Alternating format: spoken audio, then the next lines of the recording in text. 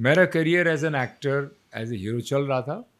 तब तक मैंने कभी विलन का रोल नहीं किया था। विलन मीन्स सेमी विलन भी नहीं, हाँ, या हाँ, विलन तो कोई खैर नेगेटिव रोल नहीं। नेगेटिव रोल किया ही नहीं था। हाँ।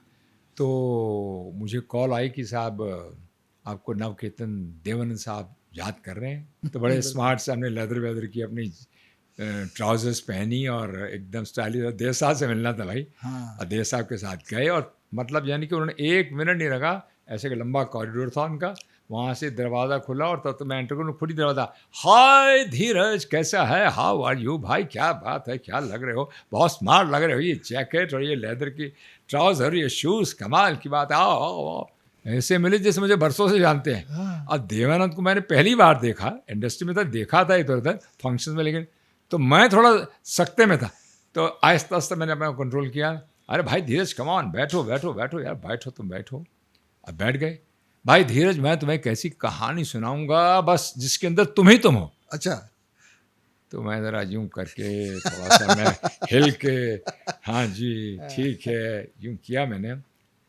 तो कहानी सुना दी उन्होंने फटाफट कि भैया जीनत अमान है और तुम हो और फिर मैं हूँ और साथ में राखी है। अच्छा। तो सुना बना दिया। तो अब मुझे आहिस्ता आहिस्ता पता लगना शुरू हो गया ये तो नेगेटिव कैरेक्टर है।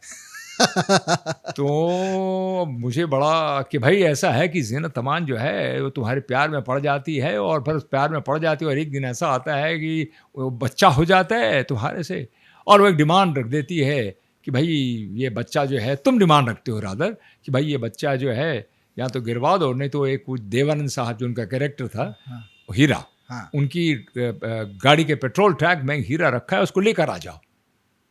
तो देसा ये तो नेगेटिव नेगेटिव क्या होता है, यही तुम्हारी सोच बहुत छोटी है। अच्छा।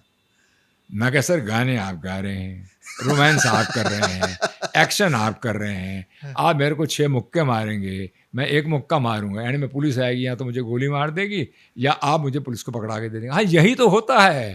तो मैं कह सर फिर ये नेगेटिव नहीं हुआ तो ये क्या हुआ।